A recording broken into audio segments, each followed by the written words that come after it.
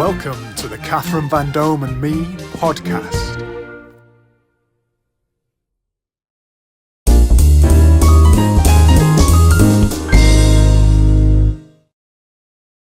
Hashtag hosts and the HQFM quiz and bingo software are proud to sponsor the Catherine Vandome and Me podcast. With HQFM quiz and bingo software, you can use this interactive quiz software at any venue. All you need is an internet connection. Go to hashtagquiz.co.uk for your free trial today.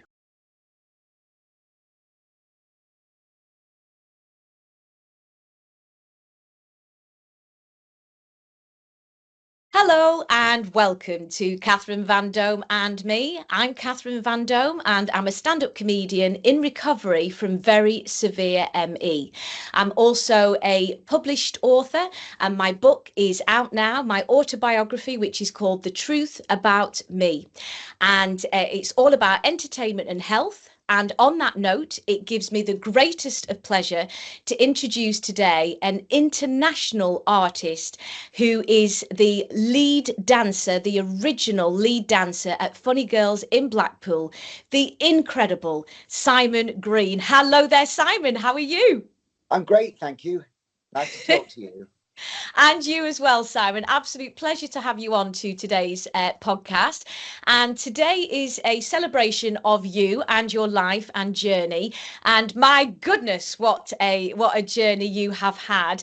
And can you just first of all, Simon, for anybody who doesn't know you, which I find very difficult to believe, just give us a little brief synopsis of who you are and what your job is, Simon. Well, my name is Simon Green and my alter ego is Betty Legs Diamond, who burst onto the stage at the Royal Vauxhall Tavern with Paul O'Grady, aka Lily Savage, in the early 80s. And I've been performing ever since, notably here in Blackpool for the last 30 years. At Funny Girls. Absolutely fantastic. And Funny Girls, of course, has drawn so many crowds. It's the most incredible venue and one of the most prestigious highlights, I feel, that we have in Blackpool. And you, of course, the leading artist, centre stage. You have the most impeccable comic timing.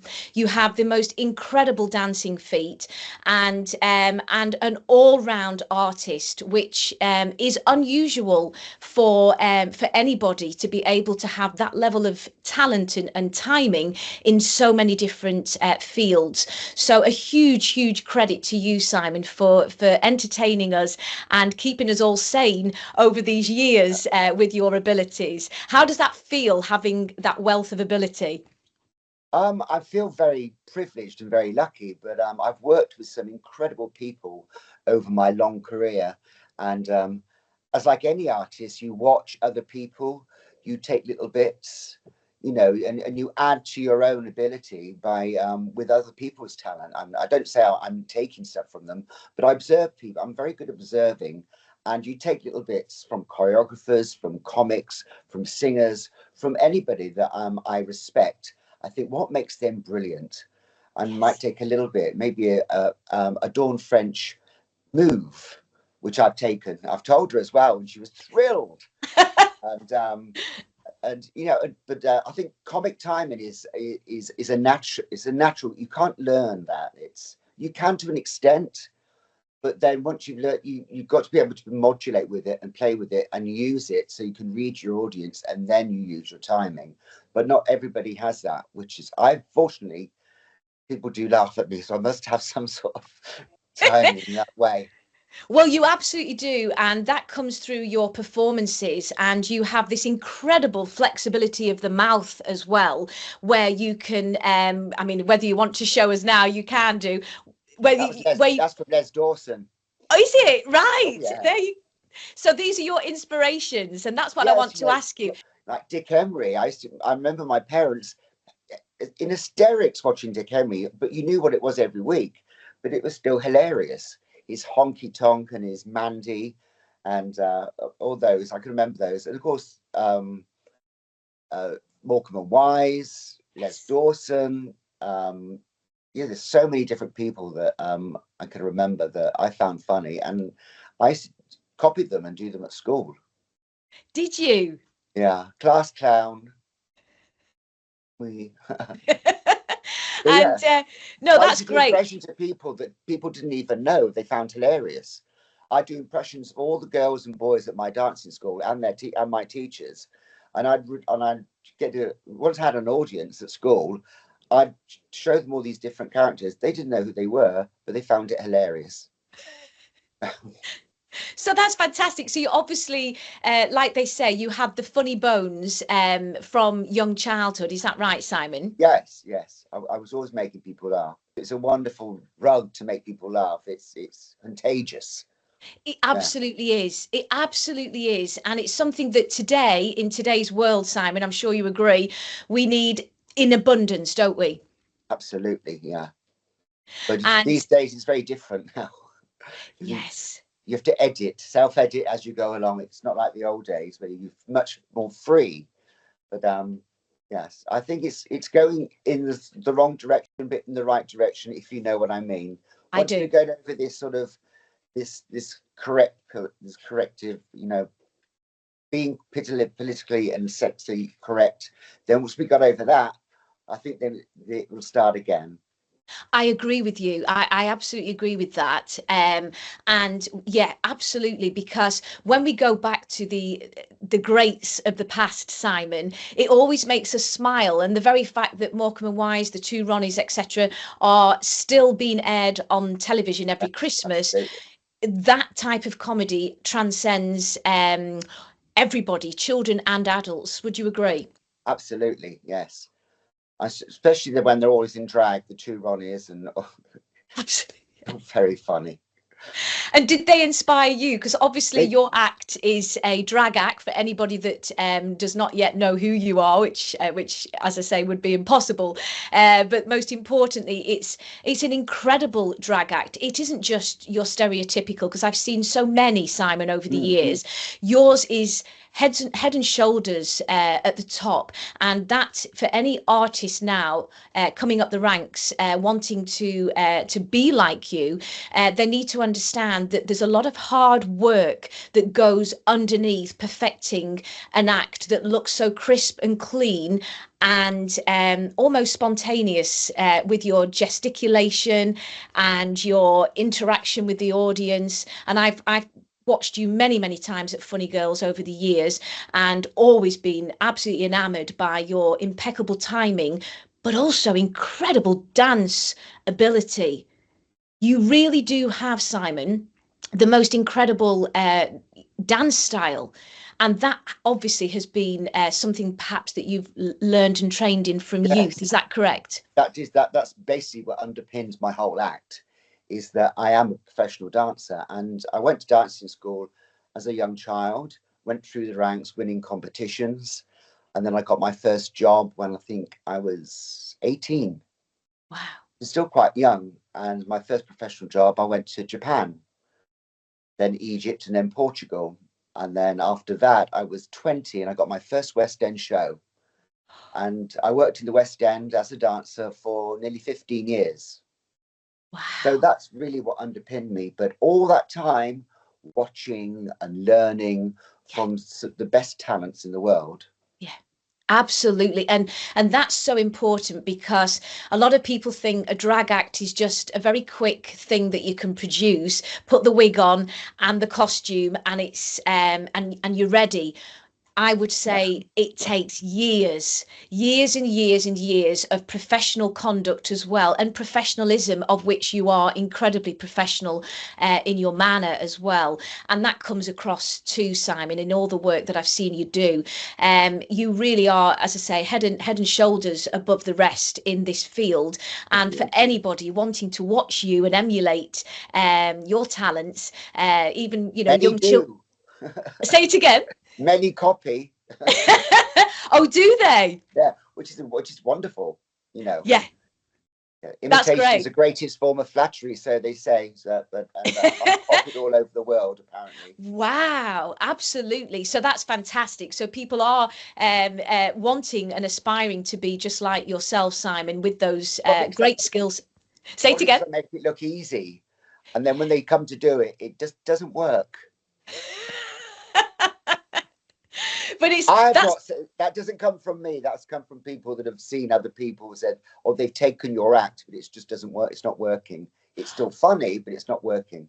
wow. But Well, that's it, because it's not got you. And I think that's really, really important. You can have artists that, you know, as you say, and tribute artists can also, which of course I was one, I was a Jessie J tribute. So tribute artists can pay tribute to other yeah, artists, but they are not the essence of them. And you have something, an extra sparkle that goes beyond um, anybody's emulation of that. And I think that's what people are saying. There's a sparkle.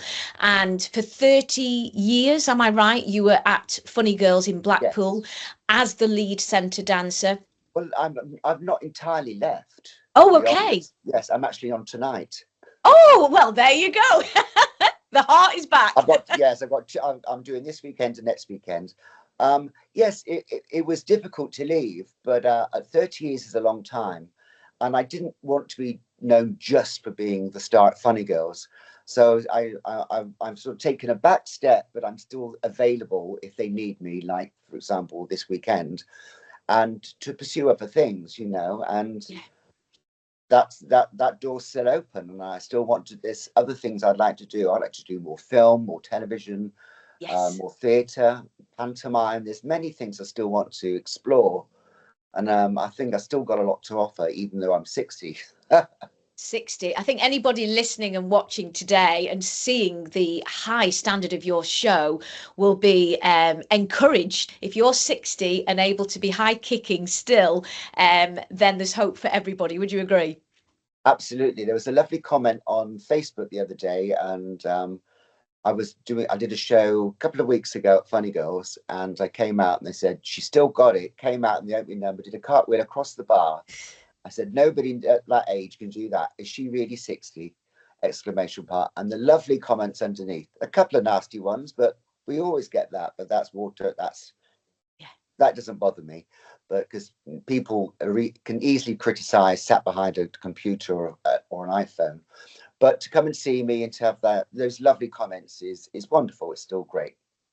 Absolutely. And that's what is so wonderful about today's show, to celebrate not just an artist who has come up the ranks and learned his craft with leading professionals and then, of course, become one, but also somebody who is 60. And we are in a world at the moment where we have amenities so readily available that we are becoming, in my opinion, slightly less mobile and physical and less motivated, if you like, because everything's on a plate and handed to us on a plate.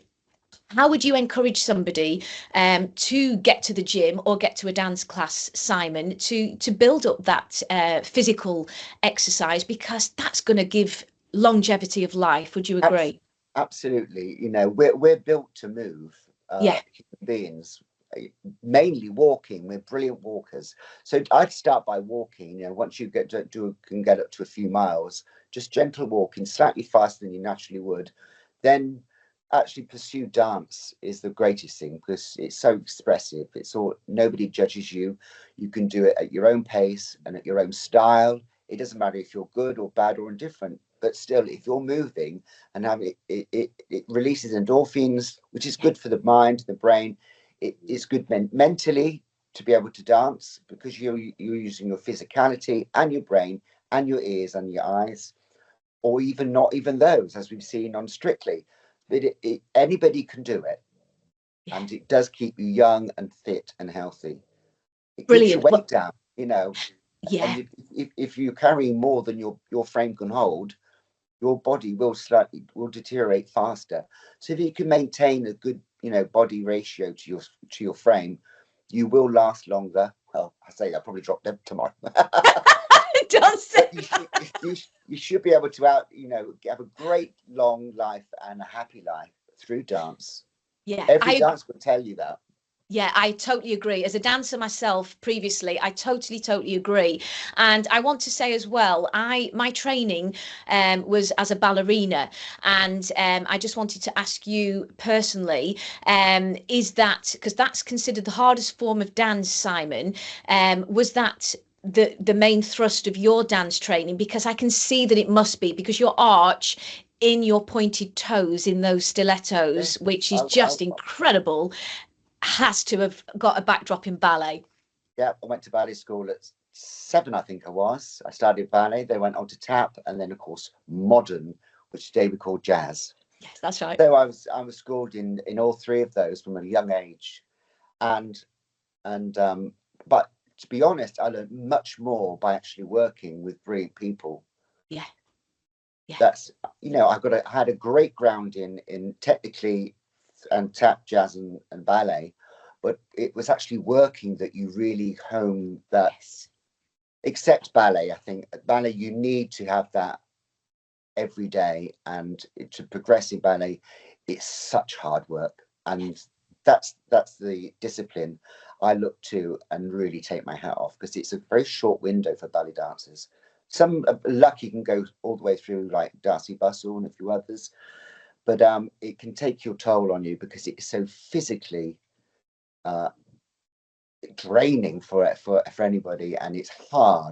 hard work to maintain, it really is. And it's also not just physically demanding and draining, it's a lot of pressure on the toes, on the points, on the Oh yeah, point the shoes. body. Can you do point work, Simon? I know that you cross Not into the anymore, but female role, so I wondered, is that yeah, something you can do? I, We're not I have encouraging done. men to stand on point, or indeed women, but No, it's one of those, you have to train to do it. You just yeah, can't go on point, because you will injure yourself.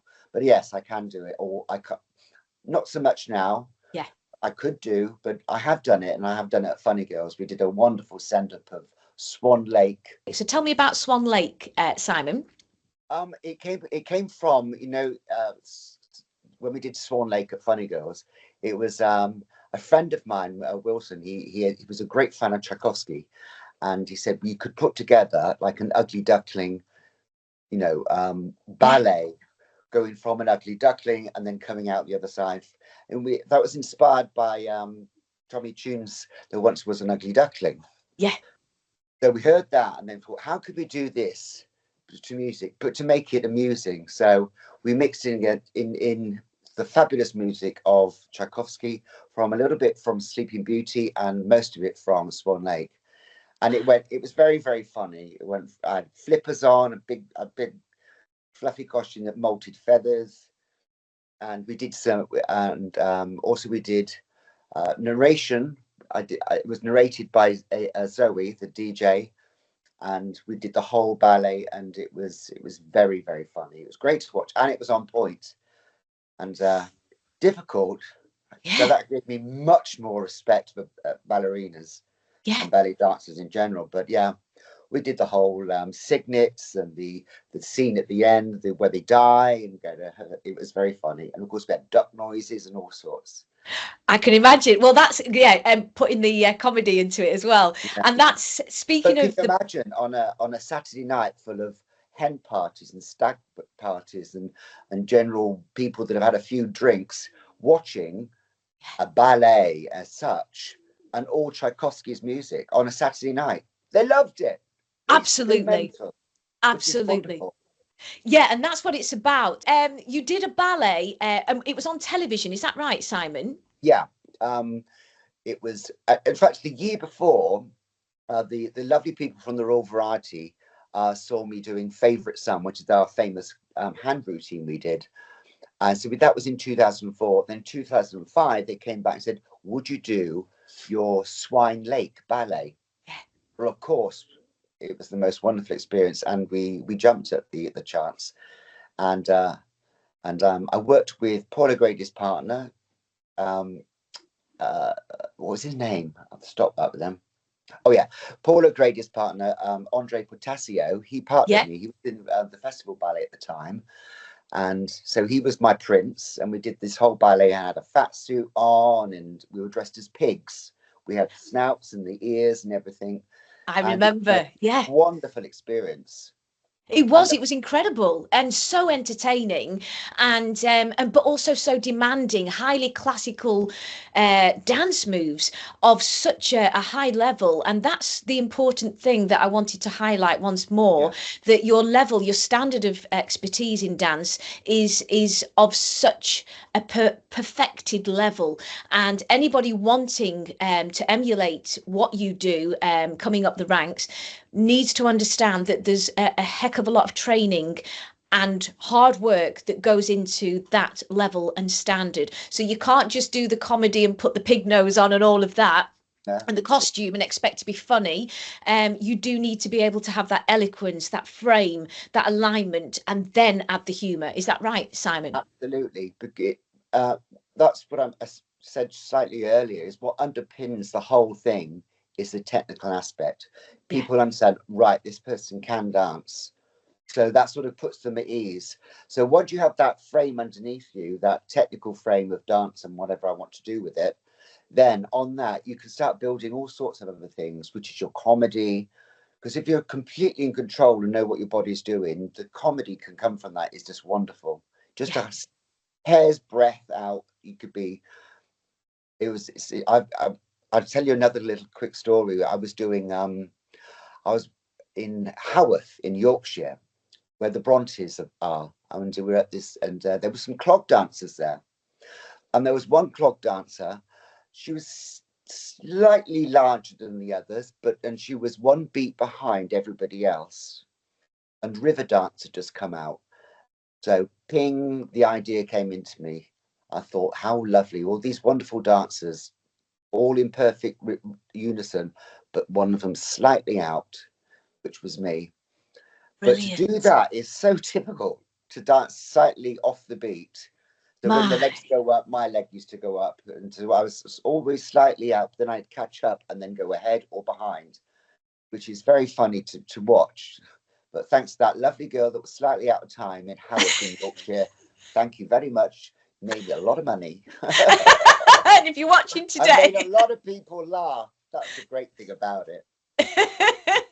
I think I've seen you do that particular number as well. And I think, yeah, it's a bit like, we had a classical pianist on recently who happens to be my uncle, and he's played the Wurlitzer at the Blackpool Grand. Oh, yeah, yeah. And he's impeccable classical pianist and organist. Now, he was describing his influence as Les Dawson, and Yeah. he said that when he plays, he's got to be a semitone out.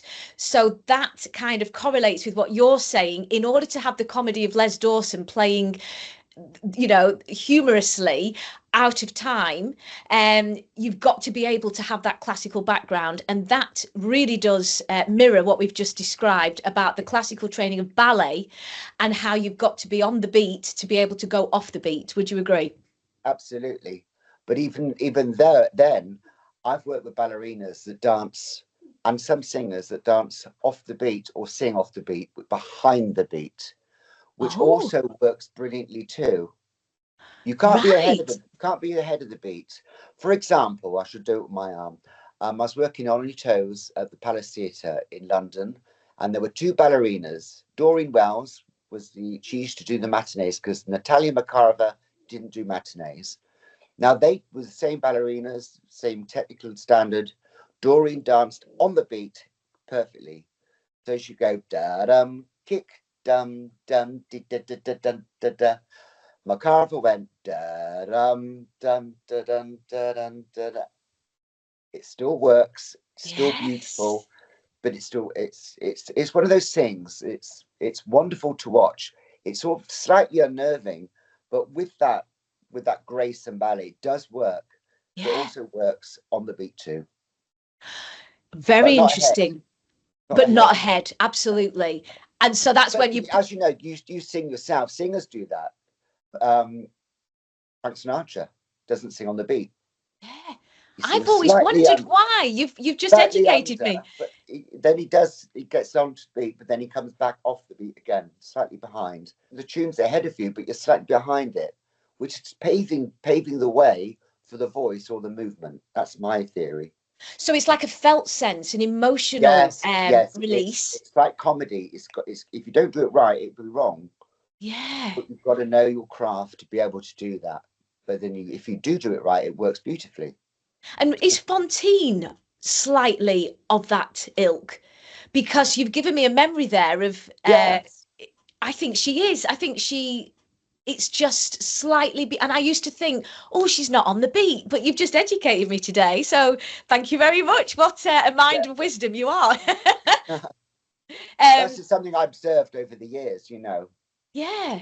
Yeah. Yeah, and I always wondered why, but what you're saying is their own personal expression Yeah. and the way that they interpret it. And Absolutely. that's the beauty of interpretation and creativity, isn't it, Simon? You've got complete freedom, and but as long as you don't go ahead, is what you're saying. But you've Yeah. got complete freedom of expression, and that's the glory of entertainment. Tell me about that and how One that thing lights you up. one thing you can't do with that is when you're working with everybody else. If you Yes, need to look all the same, you have to dance right on the beat. yes, There's no yes, modulation there. And we're singing, as you know, you've got to be yes. able to, yeah. Yeah, so But it's yeah, understanding when you're working as a team, I think I hear you saying. absolutely. Teamwork Yeah, is teamwork, but then when you're on your own, you're free to modulate. yeah, that's gorgeous. Thank you for that. And so going back, Simon. In fact, before we do, at this moment, could we introduce our little animals to each other? Because this podcast is all about both. Here we go, Simon. So we've got little Tinker here, and he's going to say a big hello to an international superstar. Say Hello, hello to team. Simon. And who have Hello. you got there, Simon? Right, this one's Olive. You can hear her. Listen. Oh, She and how snorts. old is Olive, Simon? She's 6. She's a little Frenchie. There we are. And I've got another one. Have you Here we got are. another? Oh, Arthur. Up, up. This is Arthur. Oh, He's 3. and he's 3. Hello, Arthur. Can you do a little wave? Can you wave? Hello. This is You're on Doggies. the show, Arthur. Oh, he's great. He looks like he's got great character and he's intuitive and, moving around. Yeah, And, he's a daddy's boy, but he doesn't like other dogs. oh, does he not? No. Oh, well, Tinker here, Simon, would you believe, is 16 and a half. Wow, that's great. So Wow. that's not bad. I mean, they can live till 21, but he is getting a little more dopey now, sadly. So I'm glad he's had the opportunity to meet you today. So Oh, I'll let you go. And so sweet. just one second. There you go, Tinks. So yeah, so great to meet Arthur and Olive. That sounds like a sitcom. Well, that's where you're from. Oh, is that what On it's the from? on the buses. There you go. Arthur. That was Olive and Arthur. Yeah, He had the bike and she was in the sidecar with the glasses. that's it. That's it. I remember. And so going back in time on that note to your childhood, Simon, if with your permission, Yes, of course. I'd love to hear before we embark on the colourful career that you've had. What we want to hear today is a little bit about you. So going back to your youth, can I ask? Were your parents an influence? Where were you born? And where did you go to school where you became this class clown, as you described? Yes. I was born in a small village in Oxfordshire called Yarnton, in Merton Way at home. And yes, that's where I'm from, Oxfordshire. And I went to school at the local primary school, the William Fletcher County Primary School. And then I went to Woodstock for secondary school. That's really where I started to become, the funny sort of class clown. That's where it sort of all happened. As you're growing and finding yourself, you wanted to fit in, and of course, by making people laugh, I started to fit in a lot more because I was quite a shy child. But then I realised I wasn't that shy. I was just sort of holding back a bit, I suppose. So Yeah. And what about your parents, Simon, if I can ask? Your yes, mother and they're father, still alive. they're still alive. Yeah, They're brilliant. lucky. And were they an influence, I mean, on your career? No, I've often asked this to my parents. I said, "Where do I get all this from?" And then my father said, "Oh, it's not from my side of the family." And my mum said, "Well, it's not from my side." But my mum's an only child, but she was born 1939, Yeah. just before her father, that she didn't know, went off to war, and nobody heard of him afterwards. But my grandmother said his family were in showbiz. Wow. So it comes from my mother's father, who we don't know who he is. We only had a name, and we could find absolutely nothing about him apart from he was in show business. His name was Harry Brett. That's a great name. Yes, but nobody knows what happened to him, or that might not even have been his name. But apparently his family were, or his mother was in show business. So that's probably where I got it from. So, and your father, what was your father's career, can I ask, Simon? Yes, he was a painter decorator. Then after that he went to work at Cowley Works in Oxford, or factory there. So he was a factory worker basically, and Mum was a secretary. Fantastic. And you, are you an only child, Simon, or No, have you got siblings? I've got a half sister and a brother and sister. Wow. And my younger brother died a couple of years ago, but I still got my younger sister and my half sister. So yes. Fantastic. And you, did you do productions together? So when I was a little girl, we did productions at home. Did you kind of start, playing around, doing fun and games at home? The washing line used to go across the coal bunker.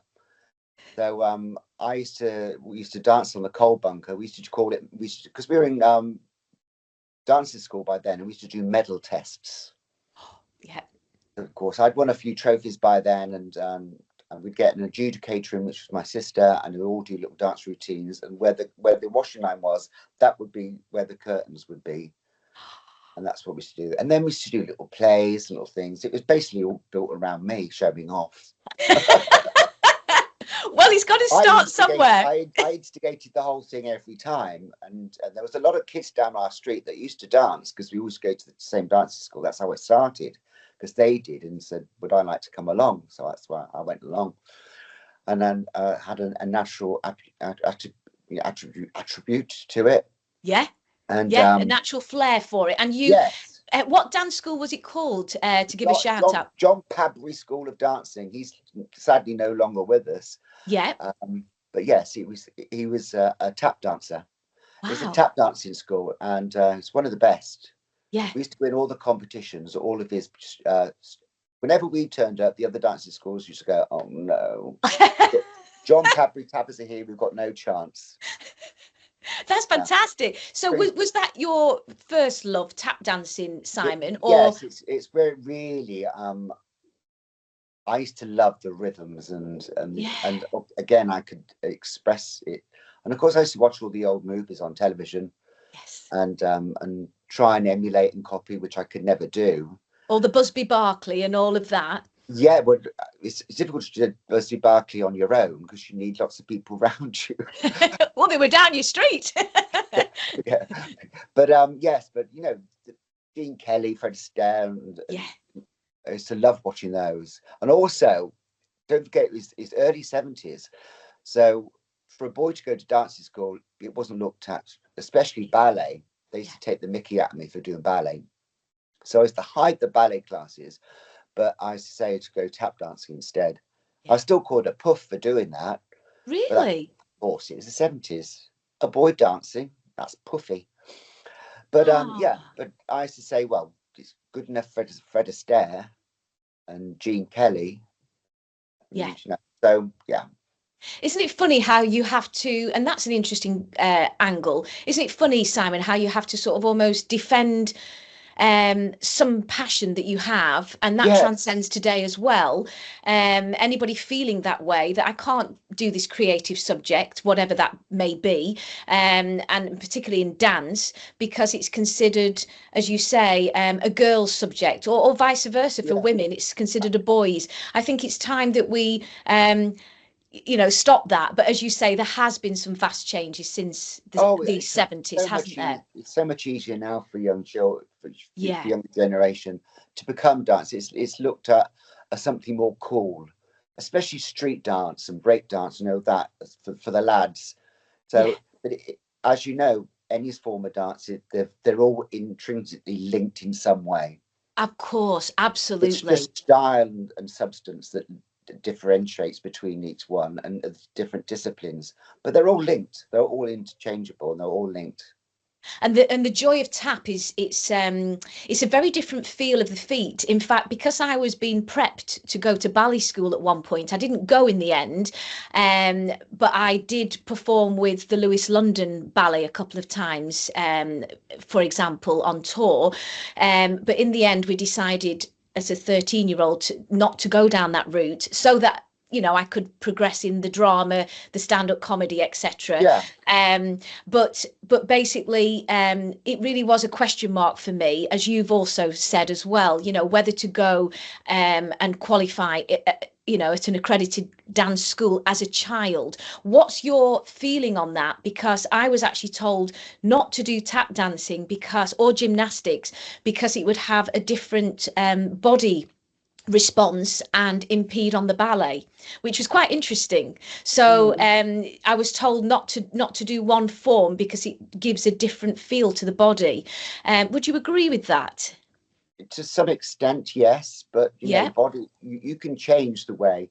I suppose with ballet, it does affect the way you grow. But there again, you look at Sylvie Guillaume, famous Yes. French fantastic dancer. Yeah. She did gymnastics first, Did but she? that helped her a lot. But although when she first came, because she was so flexible and is so incredible, a lot of people said that it wasn't right, it wasn't correct for ballet. In fact, Because there was too much of an inversion. Yeah. One argument with, not an argument, a disagreement with Quentin, I can remember his surname, from the Financial Times or the Times. Yeah. He was their ballet critic.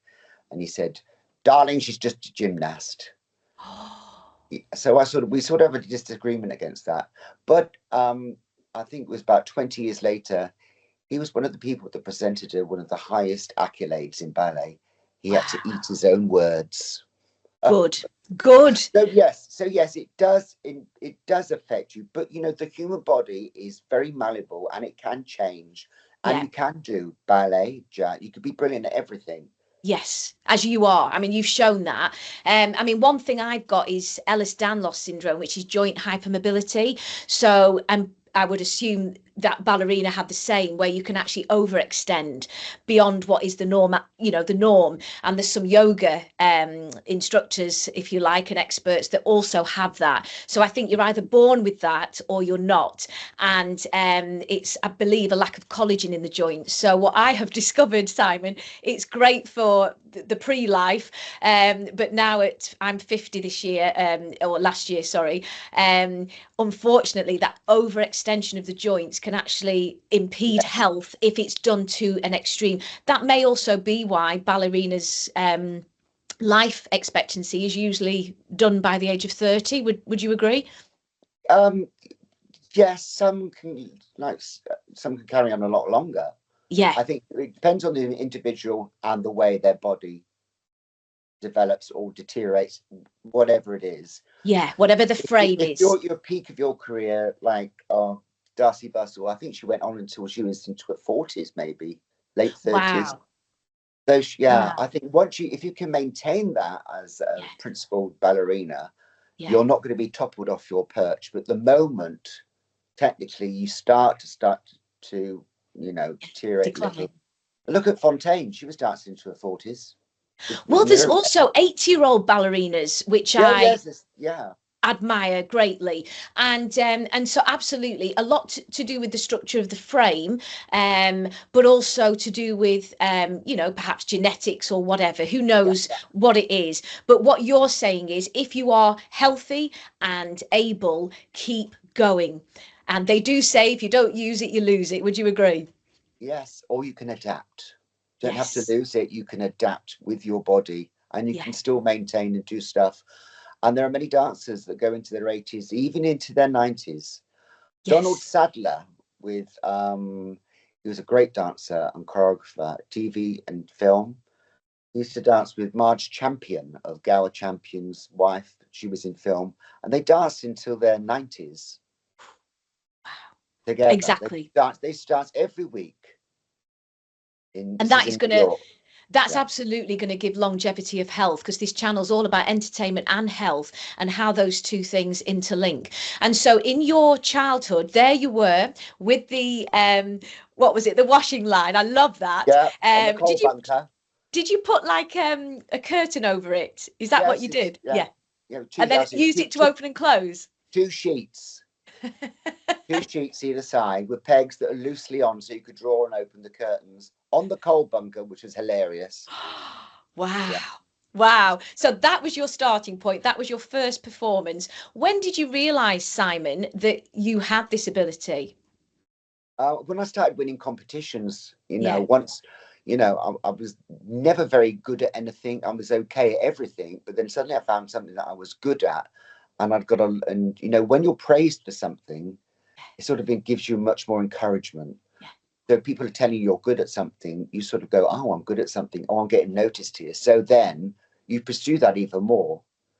I remember I must have been about 16 or 17, a lovely teacher called Marina Marr. She said to me, do you know what, Simon, you've got good choreographic bones. You should do some more choreography.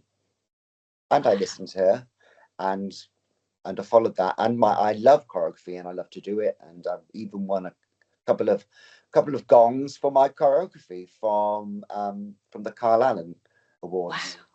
Wow. So I Wow. got best choreographic teacher. So that That's was nice. incredible. So And what I'm hearing, that's what I mean is that once you are encouraged in that, in by someone that you respect, you tend to do better in that way by being encouraged and then learning by your mistakes. yeah, because I think that's really empowering what you've just shared, because I was heavily critiqued, let's say. We all come from different backgrounds, but Yeah. back in our day in dance, it was very much with a large stick on the back of your knees and things, and physically pulling you into positions to make you better. In the nicest of terms, if they thought that you were good enough, they would push you harder, and it was all done with love, but it's called tough love. And the same in the West End, as you know. It's a very hard and can be a very brutal industry, in terms of the perfectionism that they're looking for, let's say. And sometimes you can walk onto the stage next and off you go, and you might have You've would got to you be able to agree with deal with that? rejection. Yes. I think rejection is, to be able to deal with that makes you stronger, because It does. I know myself. They know what they're looking. You go for a show, they know what they want. They know the body type, the height, the singing voice, the danceability, and everything else. You could be too good to be in a show. I've been told Really, that. Simon? I never thought of that. Really? You stand out too much. We can't have you in this show. I said I pull back. Wow. Yeah, I've nearly worked with Ann Miller, but I was an inch too small. Got down to the last 5, and there were 4 of us. But Wow. I was an inch smaller than the other boys, even though I was a better dancer. But it was Ann Miller's contract that all the boys had to be 6 foot, and I'm 5'11". Oh, Just out and Simon. working with Ann Miller, which I adore. But it's just one of those. You've got to be able to deal with rejection. Was there anything in your past that sort of was the hard knock, that you thought, right, that's my inspiration, to push myself further?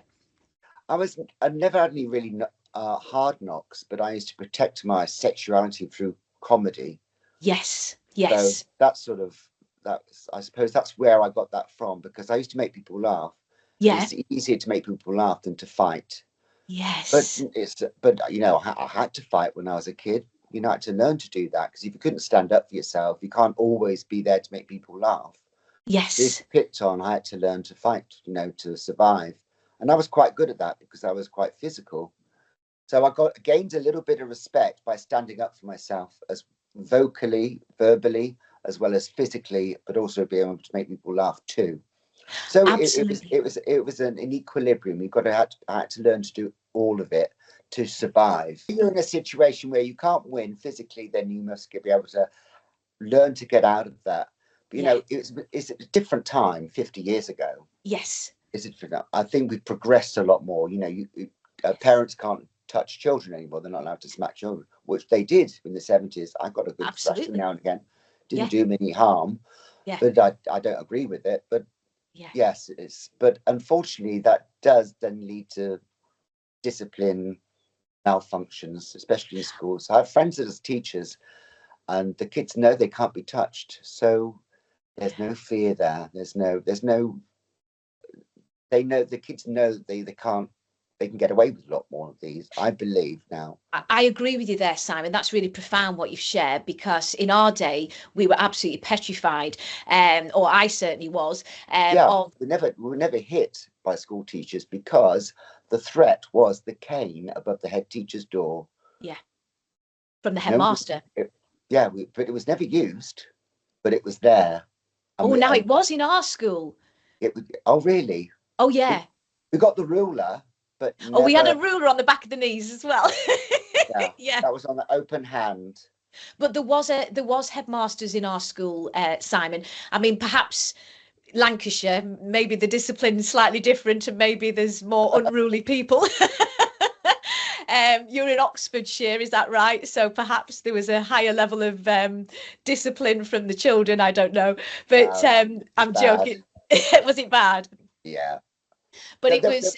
some kids were terrible and some were great, But how would you help anybody that's in that But situation today as a teacher? How do you get that authority it's to find out back? where the disruptive element may come from, and is to Yeah, nip it in the bud quite early. So you must, anybody that's unruly or not wanting to be there, is to encourage them a lot more and give them a lot more praise, I suppose. yes, As I said, praise is a good thing because it encourages you.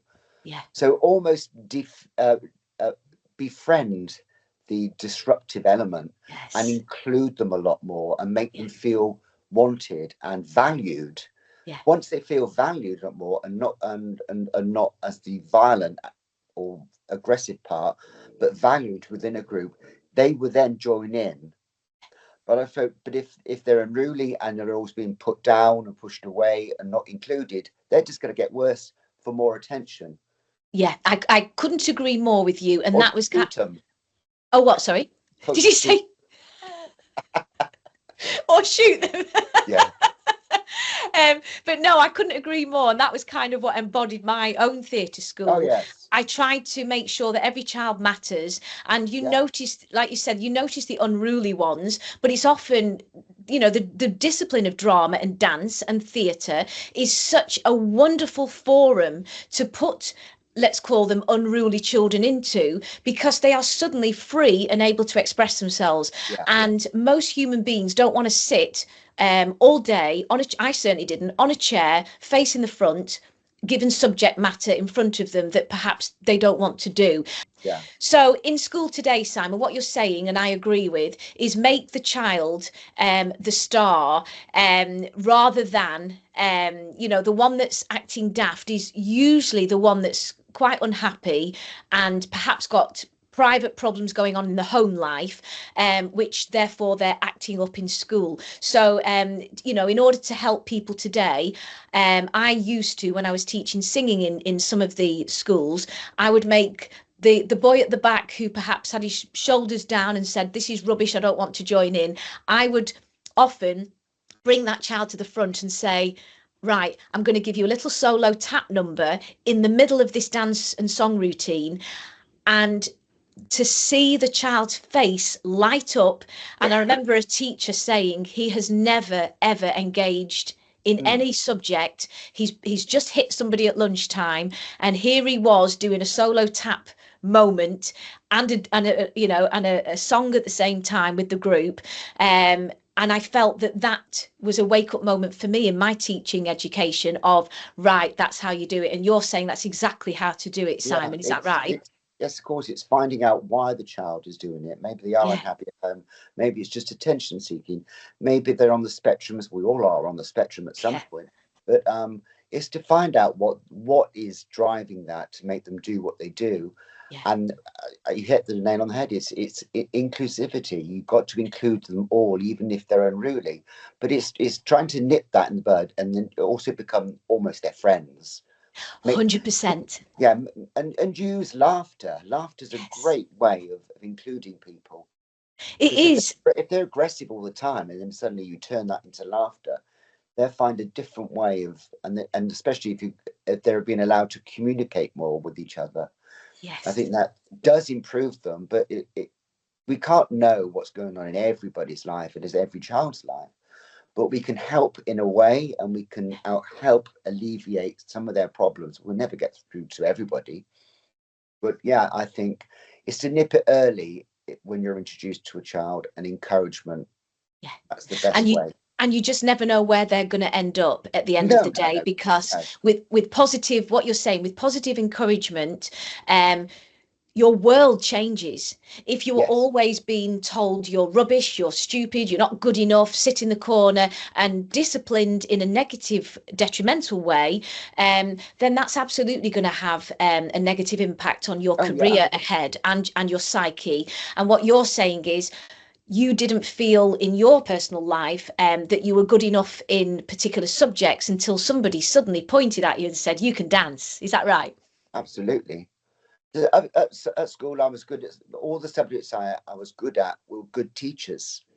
They were good. Yes. They were encouraging, but then a couple of my teachers were just awful, and they sort of glossed over you. They didn't encourage you. You were pushed to one side, Yeah. and that's very telling as a child, because I remember all those teachers.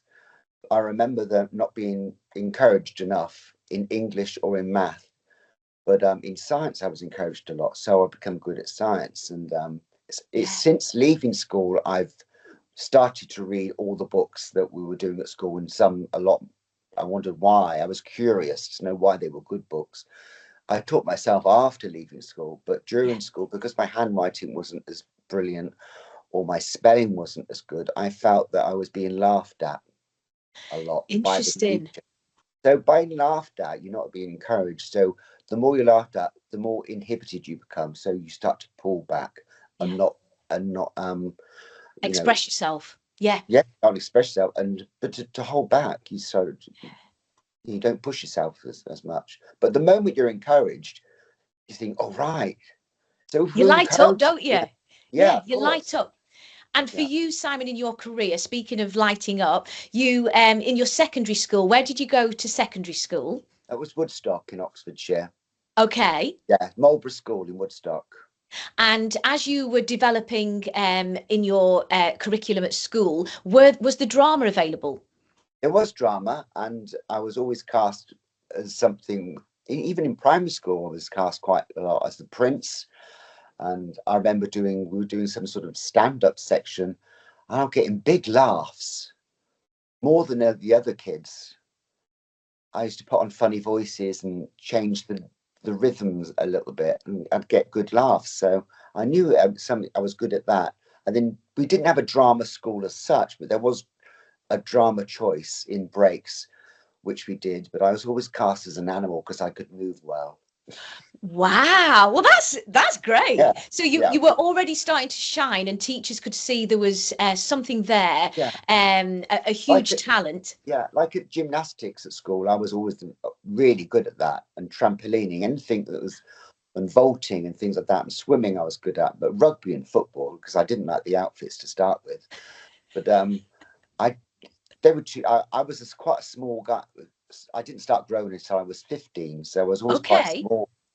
So yeah, the other guys were much taller and bigger, and I was the one that was always being last to pick, because I would put in goal, but I was doing handstands and cartwheels, so the ball would always go past me. But I used the goal as a stage. It looked like a proscenium I arch. was just going to say.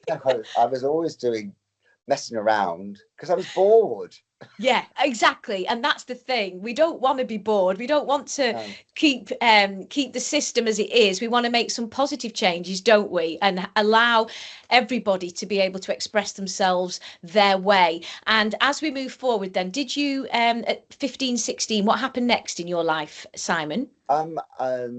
16. I was doing a dance competition, and the director of a company in Reading called Generation Theatre Company saw me and said, "Would I be interested to go along?" And because they put on shows, amateur shows, but it was for younger children, younger kids, and a few adults within the show. So And what was that called again, Simon? The Generation Theatre Company. Right, And, fantastic. so at 16, I went to not join them. I used to travel from Oxford to Reading, which is only about half an hour away by train. And once a week go there and started doing shows. And that's really where I started to get noticed and develop. Wow. And would that be musical theatre productions Yes. or Shakespeare or hybrid? No, it's musical theatre. I think Hans Christian Andersen was the first one we did, and I was cast as the prince again. But I was, whenever there was a critique of the show, I was always mentioned. Wow. So that's always even though it was a non-speaking role. Oh no, I did have a few lines, but it was mainly my dancing ability that got me noticed more.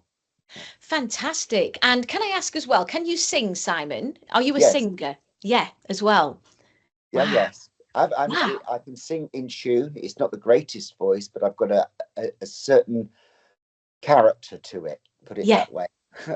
Well, so you've got all three disciplines, the acting, singing, the comedy and the dancing, which is just incredible. And so as you're doing this in your free time, so that was your sort of education in your free time, what were you doing by day, can I ask, at 16? Did you go to college? Yes, I did. I went to catering college. Oh, did you? Yes. So that's great. So you can bake as well as as well as dance. Oh yeah, I won what's the program called? Not Bake Off. No, Come Dine With Me. Yeah. I won that. Yes. I won that, and Champion of Champions. I won that one as well. Wow. So that was nice. But yeah, that I didn't really go very much, although I did pass. It was a 2-year course, but I was much more in Reading than I was, or going around the colleges and the museums in Oxford rather than cooking all the time.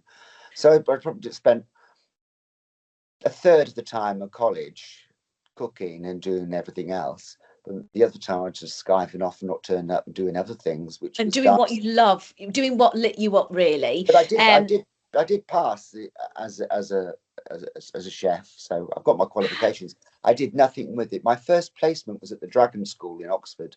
If I could concentrate more on cooking rather than entertaining people by dancing and singing around the kitchen. They used to love it, all these chefs. This camp little 16, 17-year-old dancing and with things, making tap dancing, and I bet you brought it alive, Simon. they loved it. Yeah, exactly. And so you were shining in both careers. So you've got all of those skill sets as well. And would you encourage people today coming up the ranks to get a solid second career at the same time? Or would you say go for the one thing that you want, Simon? What would your words of wisdom be? I'd go for the thing you want, but also still keep your hand in other areas. You can multitask. You don't have to do one thing. The human brain is very malleable and is brilliant. You can do many things. You can have 2 or 3 different careers, as a lot of people have and do. Yeah. So I wouldn't say put all your eggs in one basket. That's a lovely saying, but it's true. My mother said, well, you better go to catering college because you need a second string to your bow. Which is a great piece of advice. So I did. I went to catering college because there wasn't the outlet where when I was at 15, nobody in Oxfordshire, nobody really talked about a dancing college. Nobody really knew about that from my school. So they said I should become a nurse, or that's what my form teacher said. You should try nursing because you're good with people. So that was an option, but I still love cooking because my Auntie Nellie used to teach me to cook, or taught me to cook when I was very young. So then from there, that's where I got my love of cooking. So I went to college. Just what we need is people to encourage us. And, whether we're good, average, or fantastic like yourself in these fields, just encourage everybody to do what lights them up. Would you agree? Absolutely, yeah. Encouragement is the best way to get people motivated and to be better than they are. Yes. You need someone you respect to encourage you. Once you've got that, It's, you know. You're away. Yeah. And what happened next? So your parents were, like all parents, particularly in that time, encouraging both of us to sort of have a backup career, which is often Yeah. the case. But were they intrigued by your talent? You know, were they No, not really. Those were ambivalent to the whole thing. I was just a dancing boy. And okay? then I went to Reading, and I started doing, and they come to see me in the show and said, "Oh, you're very good." And of There course, you by go. then I started winning little competitions and things, from like the All England Dance Championships. I was winning those sort of competitions. I think we did about two shows, or three Wow. shows maybe, in Reading, and that's when I auditioned for my first job. Wow. So tell us about that, Simon. That was when actually, no, I was 18. I'd finished college, and Yep. I'd done 2 years at Generation Theatre Company, and then I got the stage newspaper, where back then that's where you got your jobs from, and you couldn't audition for television or West End unless you were an equity member. To become, as you know, to become an equity member, you had to do your bit. You had to go abroad and get your provisional equity, and once you get enough, as you know, enough performances, you could apply for your equity card. So my first job was in Japan with Casino Ballet. Wow. Janice Bass, who's still alive, she was head girl, and there was all of us. We were a can troupe that did other bits and pieces as well, but the can was our speciality. And I was, even back then, I was very flexible. Yeah. So that's where it came into play. I was a boy dancer. There was me and head girl and four girls. Wow. Then we went off Wow. to Japan for 6 So you'd be months. doing all the lifts. So whereas now you're Yeah, being yeah, lifted up as the lady, you'd be doing all of the male lifts and the male yeah, dance. yeah. And that was your Japan. Wow. How was that? Fantastic. It was wasted on me. I was just, shut up. I was 7, 18, just 18. It was wasted on me because I'd never really been abroad once before. And it was a completely different culture, completely different way of life. And, you know, I experienced my first typhoon, my first earthquake, my first sushi. I lost my virginity. I did all these sort of things. It all happened when I was 18 in Japan. Wasted on me, but I'd love to go back. I did learn a lot, but sort of, you know, through life experiences, on osmosis, if you like, I absorbed a lot of things. Of It was course. wonderful. Like traveling And on the Shinkansen, the bullet train, or going up to Mount Fuji, or picking satsumas in a field, or you know, these wonderful little things that you remember. yes, yes, absolutely. But And lose you're, my virginity in the toilet with Belle. I'm not sure we can keep that in All right then. unless Belle's watching. Well, she,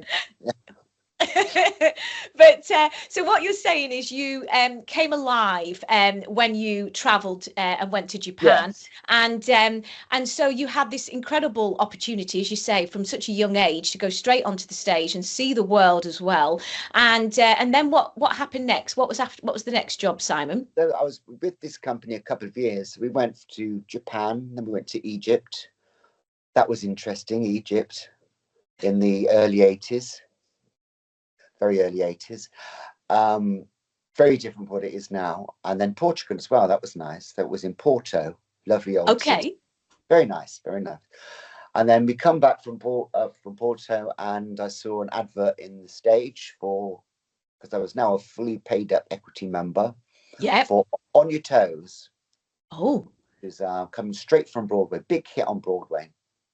Um, it's yes, and I auditioned for that. And I had 6 auditions altogether, and finally got an understudy, and I was actually employed as the swing dancer because I could do tap and ballet. Because Wow. the story is about Junior, that he's a jazz dancer. He needs force for ballerinos. It's the Russian ballerinas that come. And then there was this big dance routine called On Your Toes, where it was the tap dancers against the ballet dancers. And that's the big routine in the show. But I was employed initially as a swing because I could do both. Wow. So, but unfortunately, one of the boys was so bad at the tapping, you don't know how we got through. but they had to get rid of him, so they put me in and got somebody else that could do both. So Wow, that's fantastic. So On Your Toes was your first, and what year would that be, Simon? 1960, 1984. 1984, On Your Toes. And can I ask what theatre? Can you remember? Yes, it was the Palace Theatre. The Palace. Wow. Wow. Right, So yeah. you That beautiful old theatre. Shaftesbury Avenue, yeah. Yeah. It was with Tim Flavin, Honor Blackman, Wow. and Natalia Makarova. She was the prima ballerina at the time. Fantastic. What an opportunity, but also what a talent to be able to get in. What was the audition process like for that, Simon? I remember going for the first audition, and Basil Patton, lovely old queen, still alive, and Kiki Walker, he was the British director, were there, and they took a shine to me. I think I was blonde and cute, very cute, and they wanted me. I now know that they wanted me to be the understudy to young Phil in the show, but also to be one of the dancers. So I was the youngest boy in the cast, me and another one. But Basil Patton took my hand and pulled me forward and says, "You've got a lazy left foot. We need to sort that out immediately." Oh. So he held my hand and brought me forward, and of course I knew what he was on about immediately, because it was American tap. It wasn't British tap. It wasn't as more bouncy. It was in the floor, fast footwork, and I wasn't used to that being an English tapper. So just to explain to anyone that's not a tapper, just tell us the difference between American tap and English tap. There's not much difference now, but we have a different terminology in an English tap, and it's a lot more, I suppose, bouncy. Yeah. It's not as much fast footwork to the floor, but it wasn't then. But it's slightly more homogenized now. There's not much difference, but there is a distinctive style in an American tap to British tap. But you need to see them together to compare, because if I was to tell you, most people would fly. They wouldn't get it. My interpretation, Simon, is that English is more, listening to Bruce Forsyth over the years, of course. English is more sort of lighter, bouncy, lifting the tap shoes up, whereas American is more grounded and bass and down. So you've got the likes of who's the chap that Bruce Forsyth worked with? Sammy Davis Jr. Yes, of course. So you've got the likes of Sammy Davis Jr. doing the American tap. Is that right? Yeah. If you see, I think you see it on YouTube, Brucey and them at the Palladium, I think. Yes. You can see the difference there. Yeah. Although Brucey did do a lot of American footwork, because he was a well-travelled performer, as we know. He worked in America a lot and here. Yeah, and that's really, for anybody watching, the difference. But there is a big difference. And what you're saying is you have now progressed into the ability to be able to do both of those. I was like a sponge at 20 still. Yes. Where most people these days would still be at college at 20. Yeah. They don't usually finish until about 21, I think. So I was a young boy, still learning loads and loads. Everything I was watching, I could see and teach me that, show me this, do me that. Yeah. And after a year, I was the lead tap dancer in the show with my name outside the front of the theatre. Wow. Boom. Well done, Simon. That's incredible. Yeah. And what did your parents think of that? They were now they were starting to be impressed, because they got a coach up from Yarnshire in Oxfordshire with all the people there, and they all came along and said, "Oh, look, there's Wayne Sleep." And yes, they all came along, and all the people from my village, my mum got a coach up, and it was thrilling. Most of them hadn't even left the village before. So to come up to bright lights of the West End of London in the early 80s, there was a star in the village.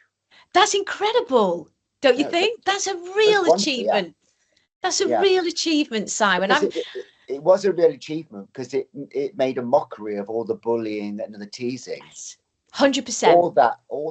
All what they said was to turn around and bite them back in the bum, because now I was the one laughing at them, because I'd made it by puffy dancing, but now I was in a West End show. Absolutely. And that is exactly what today's about, to show to everybody, never give up on your dreams. Don't No, let your past define you. As I say in my book as well, don't let anything that's happened to you that's knocked your confidence, knocked your character in any way.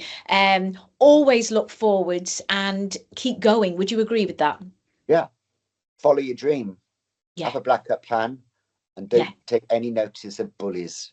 100%. And so you've made it, you're in the West End. What Yes, happens next, Simon? Because there's so much to get through. I don't want to run I out of know. time. So I what know. happens next? So I went on from show to show to show. I literally finished one show and I went and got another one Wow. into 42nd Street. Then I did a chorus line. Then I did Anything Goes. Then I auditioned. This is the bit where it changes. La Cage aux Folles, which Yeah. is the famous show La Cage where all the boys are Cagels, girls, but there were Yes. boys and girls in the cast. This was a fabulous audition experience. And my friend Scott St. Martin, he's got a couple of books out. He talks about that audition, and it was one of the best auditions we've ever been to, because we had to do everything. We had to dance, we had to do different types of dance, which was the tap, we had to do a can, and we had to be able to do a girly dance. Yeah. So we had to do that. And then we came, I think it was like 7 or 8 auditions I went to eventually. And the last one, they got all the successful boys and girls into the Prince Edward Theatre, I think it was, or Her Majesty's Theatre, Her Majesty's. Wow. where Phantom is on. We went there for our final audition, they auditioned makeup artists and hairdressers, hair artists that would do the wigs and the makeup for the Cargels. So they were auditioned with us. So they were all brought in with us, the dancers, and we all made up, and we all had to do the routines in costume.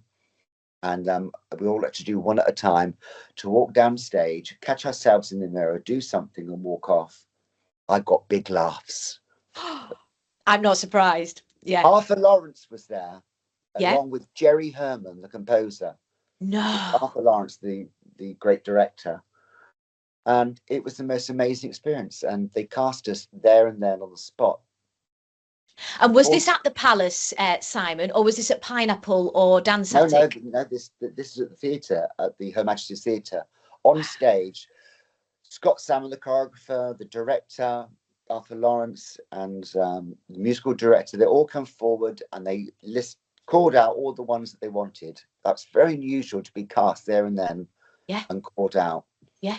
Unfortunately, I still had 6 weeks to go, or maybe a bit longer, on 42nd Street. And Helen Montague, she was the producer. She would not release me from my contract. Oh, no. I've got a part. I've only got a few weeks to go. She said, "Darling, you've signed a contract. You must fulfill that contract. This is what we do in this industry."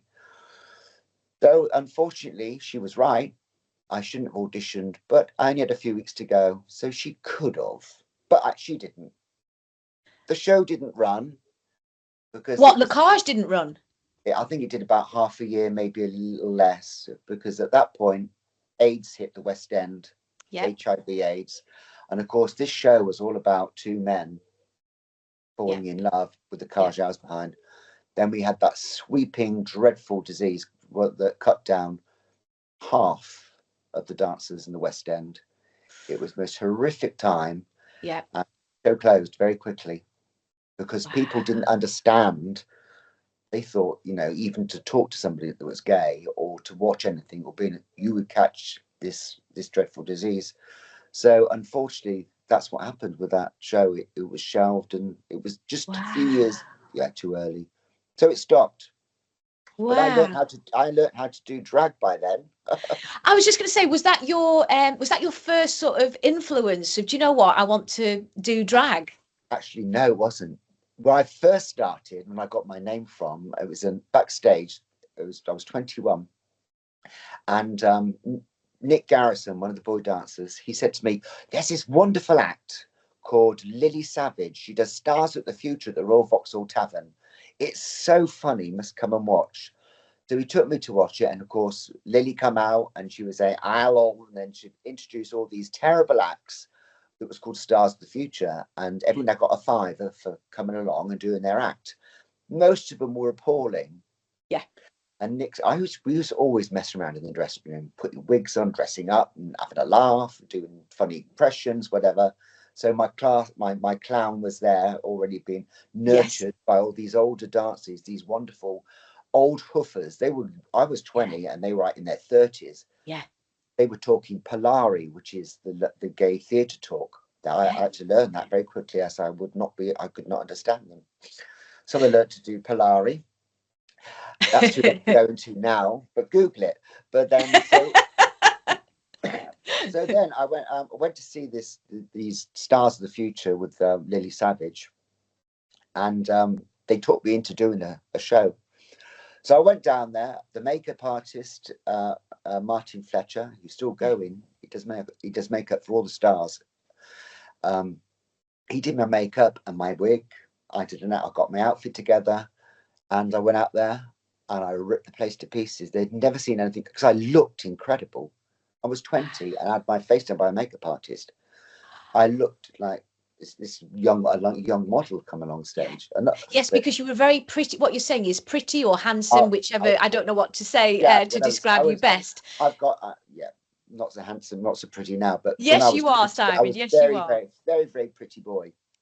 So I did like a little girl.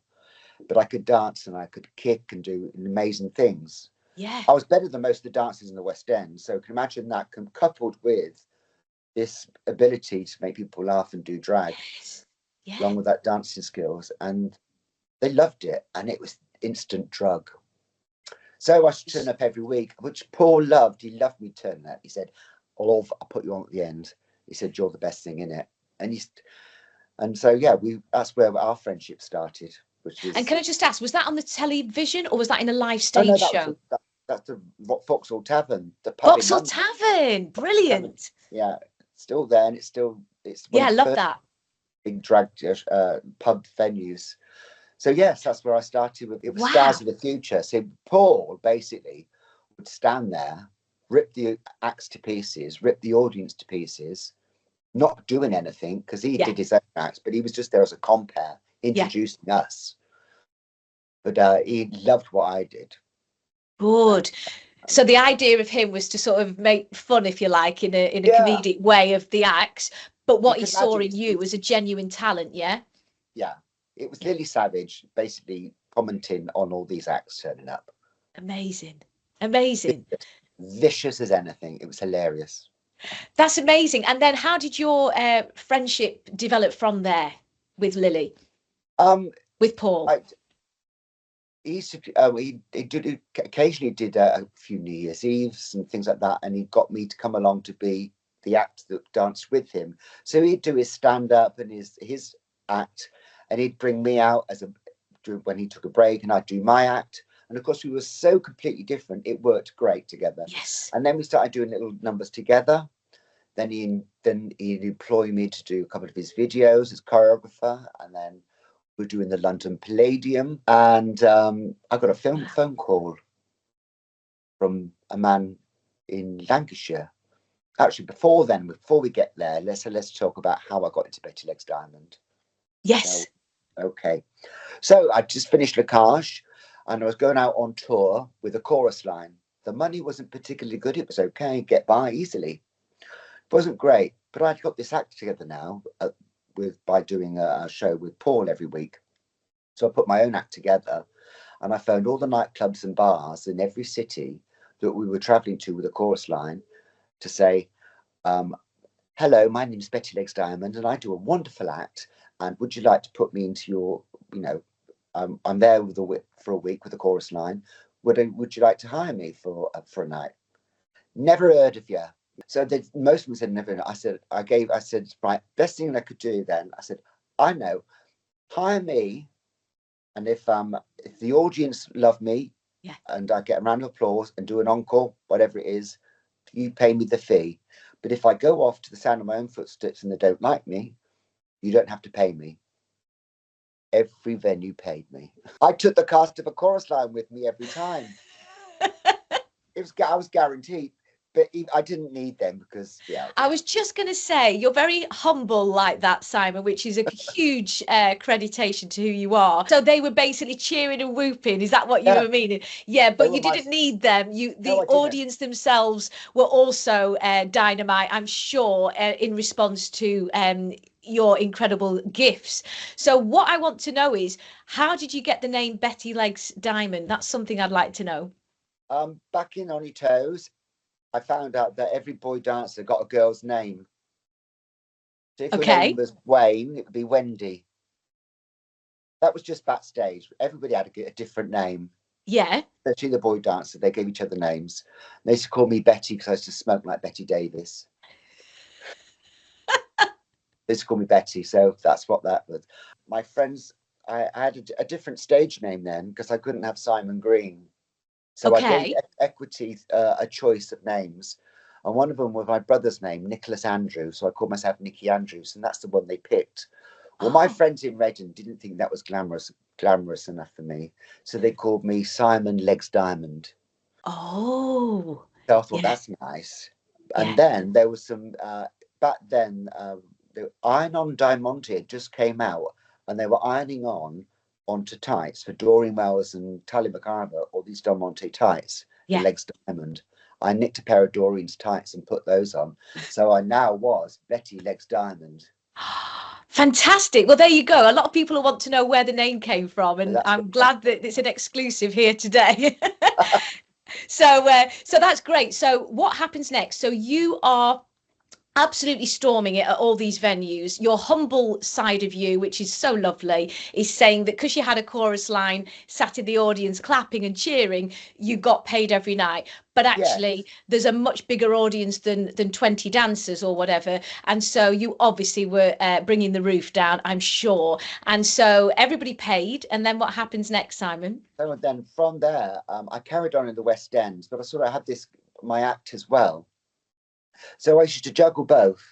But I Yes. seem to get a lot more acts, a lot more bookings doing Betty all over the country.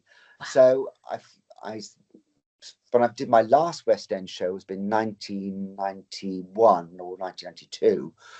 I went on the road with my own act up and down the country, go to every city near enough across the country, up every day, up and down, left, right, ZZs, X's, all over the place, traveling up with Doreen, David, and and my daughter, which is not my daughter, but they're all boys, and they used to come with me and they used to dress me and drive me and things like that. So that's Wow. where. But also, while doing this, I was working a lot with Paul O'Grady, and that's why I Yeah. was working at the Palladium. So we were working at the London Palladium, and I got a phone call afterwards to say we're opening up at this place in Blackpool called Funny Girls. It's a transvestite show bar. I thought, oh, transvestite show bar. This is early 90s. So I went up to have a chat with them because I'd be doing Blackpool quite a lot and storming the place. Yeah. So they'd seen me a lot and thought I'd be good for the job. Yeah, absolutely. And Adrian, the DJ, Zoe said, "Oh, it's between two." There was another drag queen who I won't mention. It was between them and me. Yeah. And Adrian said, "I think I'd rather work with Betty than with the other drag queen." Yeah. And if she'd chosen the other one, I don't think Funny Girls would have taken off. Because Okay. they were sort of a standard drag queen that stood there Yes. and just told jokes and didn't do much else, which would have been fine, but it wouldn't have had that. Yeah, it wouldn't have been the same. What I'm hearing you say is that the unique quality that you have is the dance. Yeah. It was the physicality, the dance. Yeah. It wasn't gags and jokes and stand up. Yeah. It was very, very fluid and very malleable. So you could come and see the same show 3 or 4 times a week, and it wouldn't be the same. It'd be the same dance routine, but the jokes would never always be in the same place. 100%. And because it was quite free with what you do, you could just go off in a tandem, do all sorts of things. It was a wonderful place to experiment with comedy. This is 30 years ago. So what date was it that you were employed at Betty Leg? Sorry. So they And built what the year did it open, Simon? What year did it open? July the 4th, 1994. I remember it's Independence Day, and we were doing Favourite Son, the American routine. That's why I did it. Wow. Then after about a year, they built the building next door, knocked through, made it bigger. Then the year after that, they bought the next building, knocked that through. And by the end of it, after 6 years, they'd bought 4 different buildings. They were all bashed through into one. And we did this wonderful big refurb, and they bought all the Coronation Street stars of stage and cinema and soaps all came along. And then we were there until late 90s. And then that's when we moved up the road to the Odeon Cinema, which is where Funny Girl is today. Opened by Joan Collins, no doubt. Wow, fantastic. And me and Joan are old pals now. That's Both incredible. With arthritis. She loved it. When she came backstage, she said, darling, where did you get that tan? It's wonderful, because I'd just been on holiday. So I told her all about that. And subsequently, we've got a lot of friends in common. Yeah. And, so I'd met her a couple of times after that, and we bumped into each other in New York, which was lovely. Wow. Yeah. Oh, fantastic. So she actually opened the current venue of Funny Girls, which just highlight again exactly what road it's on and where it is, Simon. It's Dixon Road in Blackpool. Yeah. You can't miss it. It's the second largest Odeon, was the second largest Odeon in the country. It's a grade 2 listed building, and it has Funny Girls written across it. You can't miss it. And absolutely incredible. And I highly recommend anybody goes to see the productions even today. Now, you're not always going to see you at the front. I do every Sunday. Okay. The current lead, CC Devine, Rhys Oliver, he does his own little show at the Mark Kelly's on an afternoon, and he likes a little drinky when he does that. So the best thing I could do is keep me on as like a walking understudy, so I can pursue other things, do my stuff, as well as keeping my foot in the door with Funny Girls and doing a show on a Sunday. So it's good for everybody all round. Fantastic. Am I right to say, Simon, you're going to be on at Funny Girls all the way through every Sunday ahead? Is that correct? That's correct, yeah. But check beforehand, just in case. Yeah, you might be on holiday. Might be on holiday, yeah. I might be doing something else lovely. You don't know. But and at this point in time, I should be there every Sunday, yeah. Every Sunday. And what's lovely is we're going to have Rhys Oliver onto the show soon. Oh, yeah. And I used to be his drama teacher, would you believe? So when he was 13, and I could see stars in his eyes then. So that's great that he's following in your great footsteps, and what great footsteps for him to follow in. And so he, say it again, sorry. A lovely guy, great dancer. Absolutely fabulous, and it's great to see other people coming up the ranks. I'm sure you agree as well.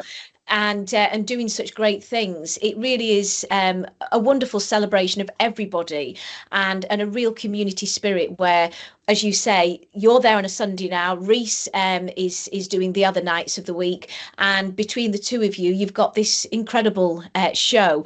So if anybody wants to come from far and wide, I highly recommend going to Funny Girls, and it really will be a great night out. Tell me what's great about Funny Girls, Simon. It's a wonderful place to come along and spend the whole evening people watching. It's great. There's a DJ that's on that's hilarious, that you can she plays your requests, lots of fun party music and songs, and of course interjected between that is the show, which comes on. It's not like a continuous running show. You do like 10 minutes, and there'll be a DJ, a couple of requests, and then it follows that all the way through. So it's less informal. So you've got time to get a drink. You can go and chat to friends, people watch the show, have a laugh with the DJ. So there's something to keep you entertained all the way through the evening. And you know what? In the 30 years I've worked there, there's only ever been 2 fights. And that was both 2 drunken hen parties. But apart from that, we never get any violence there, which is wonderful. And it's a huge cross section.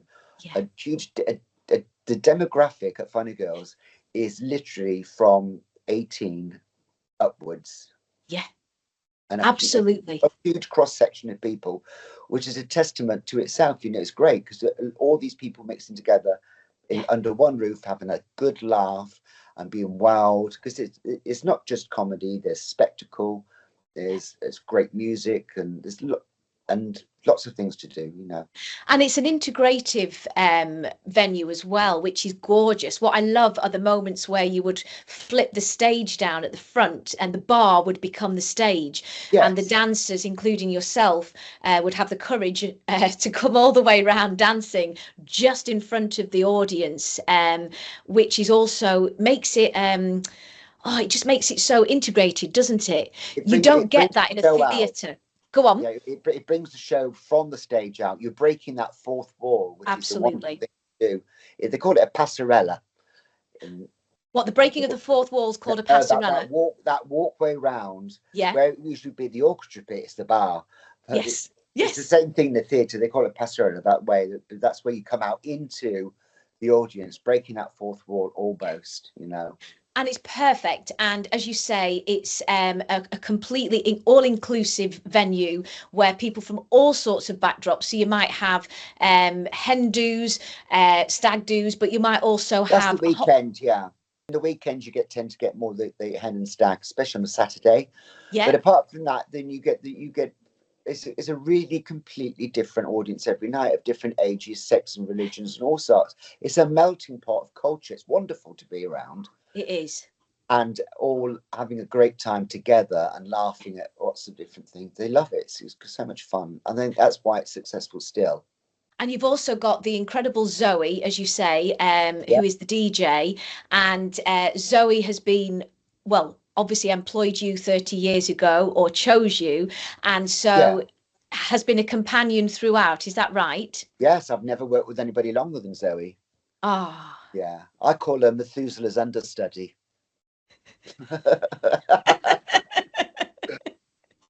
And she's so quick-witted. You are as Oh yeah, well. she's brilliant. Yeah. She's very on the ball. And as I say, when I used to go quite frequently in the past, she was always she's on like a lectern at the front, and That's right. nothing gets by her. So Oh if no, there's she's she's eagle-eyed. just She catches everything.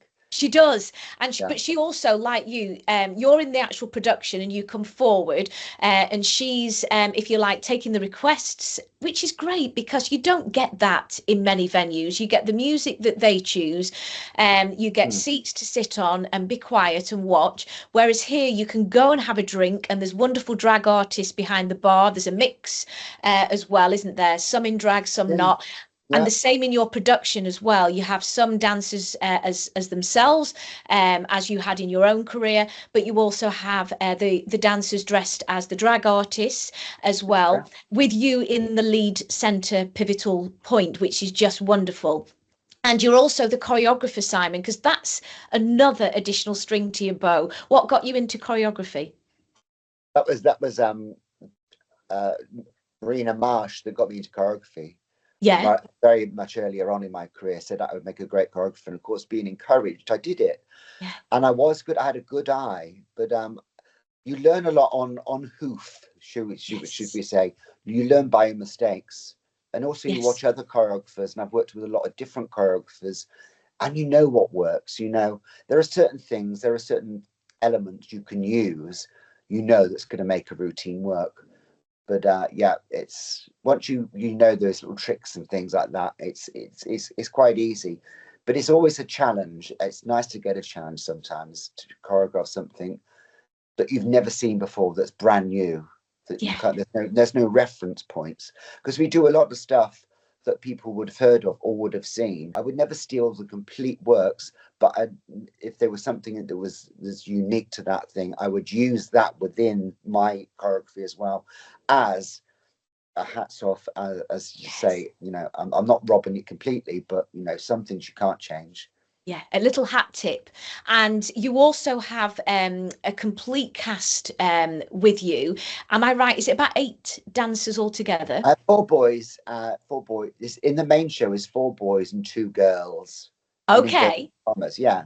Yeah. Which could be girls. It could be not. They could be boys. It depends. Yes. The cast changes. They're very fluid. The most important thing is that you come on as Betty Legs Diamond. And did Lily Savage ever come and Oh have the yeah, opportunity to watch you? yeah. Lily did North Pier Yeah. in about '96, I think it was, and would always be in watching the show, and even was in the show a few times. Oh, really? Just on Wow. it, but just I think we did Gimmick from Gypsy, which is uh, Savage. I always call him Savage. Yeah. Paul's favourite show, and often refers to it, and has done a lot of coverage of Gypsy. It's Yeah. the strippers, the three strippers, and myself. This we actually did at the Palladium. Myself, Gail Tuesday, and Paul. We did it at the Palladium, and then Paul subsequently did it on a Royal Variety with Scylla and Barbara Windsor. That's that routine, and of course we Wow. did it. We did that. Me, myself, Paul, and Zoe did it at Funny Girls, and also Paul that night was one of the chorus girls in one of the numbers, and of course he didn't know the routine, and we just pushed him around all around the stage. Well, it's just unbelievably hilarious. And that's what this is all about, isn't it? It's about having fun, celebrating each other, and hat tipping the incredible choreographers globally that you have worked with and danced for, and now you embody all of that yourself. And so, what lies ahead for you, Simon? I don't want us to have to part, but unfortunately, time is against us. It's been a real joy speaking with you. Thank you. What And to you, it's been lovely talking to you. Oh, thank you, Simon. And what lies ahead for you now, Simon? I'm as I said, still at Funny Girls every Sunday, and I've just got my nothing planned completely. I do a few little private gigs and things like that, and I just want to start pursuing different things now. But I still, and lockdown taught me something. I never want to give up what I'm doing Yeah, while I can still do it because I yeah, love doing it. And I'm not very good at sitting still. I don't want to be sat at home. I wouldn't want to retire because if I'm still mobile, even if I'm not mobile, I'm still do an act. I'm sure. I'm still, 100%. even if you're, unfortunately, people are very ageist. But Yeah. if you can still bring your talent and your expertise and your wisdom along, and still be funny and entertaining, you've got every right to be there as anybody else coming through the ranks. Well, like Ken Dodd, I mean, that's a prime Yeah, example of an entertainer that literally, and my goodness, he was on stage a long, long time. So, good on him to be able to yeah, continue to that. I mean, when you have the love and passion for the stage that you and I have, and the live theatre, because I think that's something that lights both of us up. yeah, Would you agree with that? absolutely. It's the live theatre element that fuels comedians and entertainers the most. And like yourself, would you like to continue then, like Ken Dodd has done as a great example, and perform right to the end? Is that how you Yeah, see yourself? absolutely. I would, Yeah. even as an advisory role, I'd still like to be involved in with it, even if it become, I can't physically do it anymore. I'd still love to be involved with what I do because it's my fuel. It's Yes. what gives me life, and Yeah. I love to do what I do, and I love to impart what I've learned to other people to help them. Yeah. You know, I think that we do become teachers. People often say, as we know, in the past, there's been challenges. Entertainment isn't the most valuable subject. Well, I would disagree with that. What's your view on that? Absolutely, to have art and entertainment in your life is a prerequisite. You must have it. Yeah. If we didn't have it, that's what makes us human, I believe. Yeah. Is no, and I think very few other mammals can do what we do. A few birds can make wonderful things out of flowers and things like that to attract a mate, but we do it for pleasure. Yeah. We engage in each other and we tell jokes, sing songs, we dance, we do, it's something that us as a species is not copied. No other species can do it, and that's what makes us human. And now, 53 years later, since you were age 7, with your pretend curtains in the garden, do your parents now accept that you are They Really, love what really I a big do. superstar. Yeah, yeah. I was on tour last year with my act doing different theatres. And of course, my mum very proudly came along with a lot of my family, and a lot of the coach load that come to my first West End show also came to that. And they were hysterical with laughter and they loved it. So what's not to like? Seeing your own family and Absolutely. friends laughing their heads off in the front row. That's the day you know you've made it. Would you agree? Absolutely. Yeah, family and friends, they're the greatest critics. But if they're true friends, they'll tell you if you're not doing it right. Yes, yes. And quite frankly, you are a real pleasure of an artist, and you're also a gentleman to boot as well, Simon. You have a huge heart, a huge love and passion for theatre and everything that embodies the stage and screen. But you also have a huge heart and consideration and care and empathy for others as well. And that's why I wanted to bring you on to today. It's been a real pleasure speaking to you today, Thank Simon. I you. hope you've enjoyed it as well. I've loved it. It's been nice. It's nothing greater than talking about yourself. And on that wonderful note, may your career as Betty Legs Diamond continue right through to old age. And I don't think you'll ever reach old age, Simon. No, hope And not. may your career as Betty Legs Diamond continue right through, and may you continue to light up everybody's lives as you have today on the Catherine Vandome and Me podcast. Thank you so much, Simon, for your time today. God bless you, and all the very best ahead to you. Thanks again. And what's your last words of wisdom to anybody wanting to follow in your footsteps? Don't. It's horrific. Just if you're gonna, don't follow me. Just be yourself. Yes. That is the greatest gift I could give to you. Don't copy people. Take elements if you want to from other people's persona, act, or whatever, but make it your own. Take what you're good at and empower that with your act. What you're good at, make that your part of your act. Don't copy anybody. Just be yourself. And from that, you will grow and blossom. Simon Green, thank you so much for today. God bless, Catherine, and may you thank continue. you very much. It's a pleasure. Pleasure. One of the UK's leading artists, and thank you so much for your time today. God bless, and have a great day ahead. Thanks, I'm available Simon. Panto if you want. Where can people find you, Simon? Oh, Betty Legs Diamond. Just Google that and you'll find me. Fantastic, fantastic. God bless you. All the very best ahead, and may 2025 be filled with absolute joy for you. Thank you again, Simon. Cheers. Bye-bye, love. Bye-bye. Bye-bye. Thank you. Bye-bye.